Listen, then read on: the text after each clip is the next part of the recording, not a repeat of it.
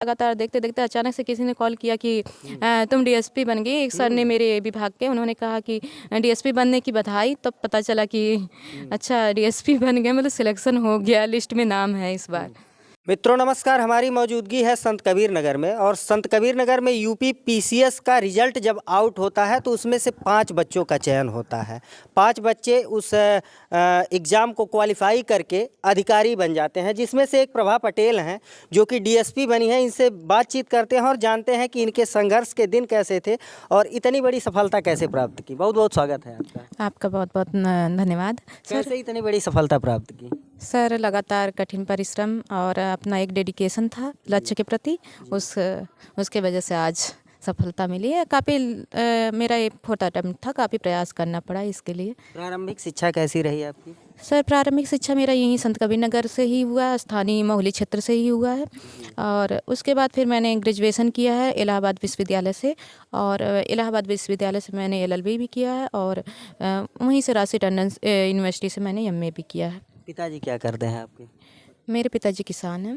किसान हैं। तो किस प्रकार से पारिवारिक प्रेरणा कैसे मिलती थी आपको? मुझे प्रेरणा मिली थी कि मेरे परिवार में स्टार्टिंग से मुझे ये था कि कुछ अच्छा करना ही। मेरे दादाजी इंटर कॉलेज के प्रिंसिपल थे। उसके बाद से मुझे अंदर से ही था कि दादाजी के नहीं कुछ तो उनकी बराबरी करने का तो एक था कि हाँ, जैसे उन्होंने उनका हमेशा से सुनते आए थे, हर स्कूल में जाते थे तो वहाँ भी यही सुनते थे कि आपके तो दादाजी के बारे में बहुत सुना है। तो लगता था कि हम भी कुछ ऐसा करेंगे कि हाँ उनका नाम हो। फिर ये था कि बचपन से ही पढ़ने में अपने क्लास में हमेशा फर्स्ट रैंक आती थी, टॉपर्स रहते थे। तो था कि हमको सिविल सेवा में जाना है। बचपन से एक यहाँ पे किसी क्षेत्र में आई थी कोई डीएम, उस टाइम उनसे प्रेरित हुई थी, 4th-5th क्लास में थी। और उसके बाद से फिर जब वहाँ गए ग्रेजुएशन के टाइम, तो फिर ग्रेजुएशन के बाद और समझ विकसित हुई कि हाँ इस फील्ड में मुझे मेरी क्षमता भी है, जा भी सकते हैं। अभी आप डीएसपी बनी हैं, आकांक्षाएं क्या थी मन में, क्या बनने की इच्छा थी? सर था एसडीएम की पोस्ट के लिए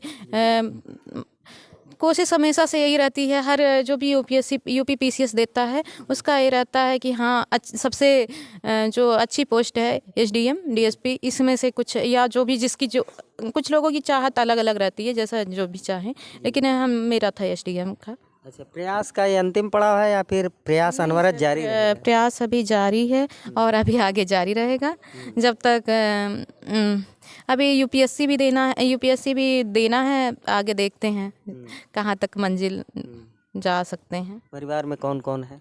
परिवार में मेरे माता पिताजी, 2 भाई 1 बहन, एक बड़ी बहन है, और चाचा चाची, और 2 चाचा और 2 चाची, और बच्चे उनके। कितने बच्चे संत कबीर नगर से क्वालिफाई किए हैं? जहाँ तक मुझे जानकारी है 7-5। और कितने बच्चे आवेदन किए थे और कितनी सीट पे जो है लोगों का चयन हुआ? सर ये 254 पोस्ट थी 2023 में यूपी पीसीएस में, और वैसे आवेदन तो 5 लाख से अब ही बच्चे किए थे। एग्ज़ाम भी लगभग 4 लाख के करीब एग्ज़ाम दिए थे प्रीलिम्स का। उसके बाद 3 स्टेप में एग्ज़ाम होता है, प्रीलिम्स, मेंस एंड इंटरव्यू। तो मेंस में फिर 4000 के आसपास के लोग, 4000 लोग लगभग मेंस दिए थे। उसमें से फिर 451 लोग इंटरव्यू के लिए कॉल आया था, और उसमें से 254 लास्ट चूज किए गए। इंटरव्यू के दौरान कौन से ऐसे क्वेश्चन आपसे पूछे गए थे? सर मैं सहायक समीक्षा अधिकारी उत्तर प्रदेश सचिवालय के पद पर कार्यरत हूँ।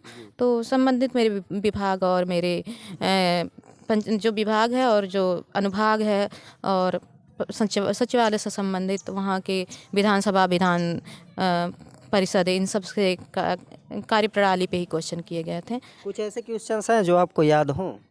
सर सिचुएशनल क्वेश्चन थे कि आप एसडीएम बन जाएंगी तो भ्रष्टाचार कैसे दूर करेंगी। ज़्यादातर क्वेश्चन मेरे भ्रष्टाचार, 90% क्वेश्चन उन्होंने सिर्फ भ्रष्टाचार पे किया था कि आपके विभाग में बहुत भ्रष्टाचार होता है, क्योंकि पंचायती राज का संबंध ग्राम पंचायतों से है। तो उनकी एक थी कि ग्राम पंचायतों का विकास उस हद तक नहीं हो रहा है, क्यों प्रधान और सड़कें नाले, आप लोग भी मतलब यहाँ से गाँव से संबंधित हैं तो आप तो जानते ही हैं कि उनका क्वेश्चन यही था कि क्यों नहीं हो पा रहा होता डेवलपमेंट। तो भ्रष्टाचार की समस्या है तो कहाँ है, कैसे सुधार करेंगी। और कोई पूर्व पीएम थे, उन्होंने कहा था कि 1 रुपया दिया जाता है जनता को तो आता है 15 पैसा। तो आपकी उस पर क्या राय है, क्या सच है? मतलब ऐसे संबंधित क्वेश्चन थे। पद पे जब आप कार्यरत होंगी तो ग्राउंड पे जा कर के भ्रष्टाचार को कैसे समाप्त करेंगी, क्या आपका स्ट्रगल रहेगा? सर उसके लिए पूरा एक तो नागरिकों को की भी भागीदारी की आवश्यकता है। उनको पहले अपने अधिकारों के बारे में जागरूक होना पड़ेगा और हम लोग जो भी अधिकारी वर्ग या जो भी गवर्नमेंट के जितने भी एम्प्लॉई हैं उनकी कोशिश यही रहती है कि हाँ भ्रष्टाचार की समस्या तो है ही, लेकिन कोशिश ये रहती है कि उसके लिए सरकार अनवरत प्रयासरत है और हम लोग उनकी योजनाओं का क्रियान्वयन अगर सही से करेंगे तो जनता तक योजनाओं का लाभ पहुँचेगा तो भ्रष्टाचार अपने आप कम होगा। और सरकार उसके लिए योजनाएं भी ला रही है, इसलिए ई गवर्नेंस और डिजिटल इंडिया का जो मुहिम है वो उसी के लिए है कि हाँ आप हर नागरिक को अब देखिए आपको एग्जाम्पल बेस्ट है कि आय प्रमाण पत्र अब एक हफ्ते में आपको आसानी से मिल जाता था, पहले आप कितना परेशान होते थे। तो चीज़ें सुधार हो रही हैं।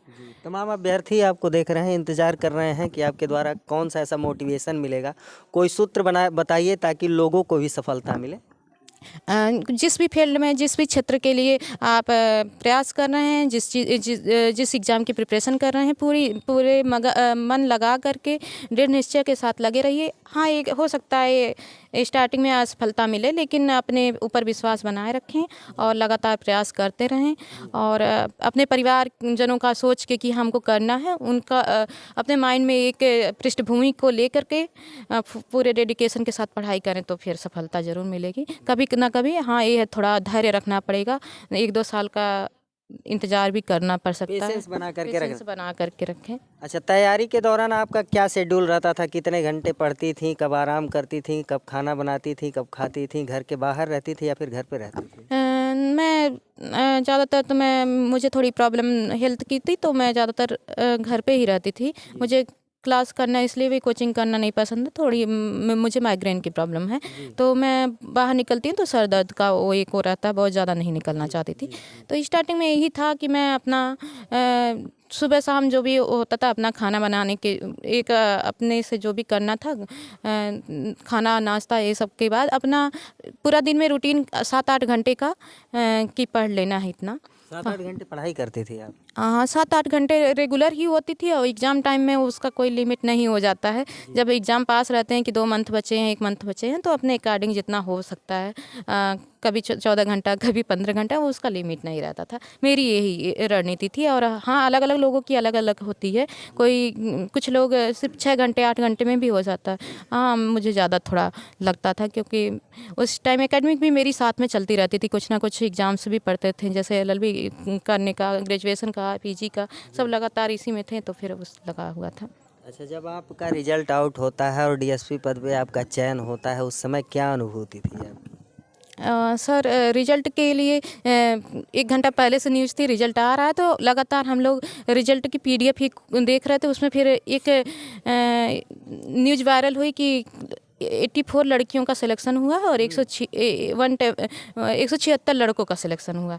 वो न्यूज़ सुनने के बाद PDF नहीं आई थी तो मन में यही चल रहा था कि इतनी लड़कियों में क्या मेरा भी होगा। फिर उसमें टॉपर्स का भी दिया जा रहा था कि टॉप 10 में 2 लड़कियां और 8 लड़के हैं।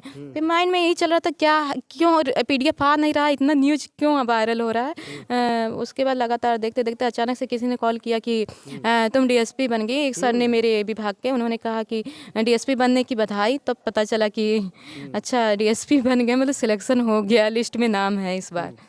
अच्छा, घर पे जब आती हैं तब किस प्रकार से स्वागत करते हैं? घर पे सर मुझे पूरे क्षेत्र का बहुत ज़्यादा प्यार सम्मान मिला। कल जैसे ही मैं आई तो मुझे इतना मैंने कभी उम्मीद नहीं की थी कि इस तरीके से मेरा स्वागत किया जाएगा। तो पूरे एक जो मैं चाहती थी कि हाँ पूरे समाज में एक प्रेरणा हो शिक्षा के प्रति, तो मुझे दिखाई दिया कि मेरे गांव क्षेत्र के हर जगह के महिलाओं में वो एक सबसे ज़्यादा वो देखने को मिला कि वो बहुत ज़्यादा उत्साहित थी। उनको लग रहा था कुछ अचीवमेंट हुआ है। तो मुझे लगा कि सबसे ज़्यादा जागरूकता की ज़रूरत थी महिला वर्ग में, क्योंकि यहाँ पे बहुत इंटरमीडिएट से ग्रेजुएशन तक की पढ़ाई के बाद शिक्षा उनकी बंद कर दी जाती है और शादी हो जाती है बहुत कम एज में। तो ये प्रयास था कि हाँ अब शायद उस क्षेत्र में सुधार होगा। तो लोगों का सम्मान देख के आज भी मैं मतलब काफ़ी लोगों ने सम्मानित किया तो काफ़ी खुशी भी हो रही है और एक अंदर से ये भी हो रहा है कि शायद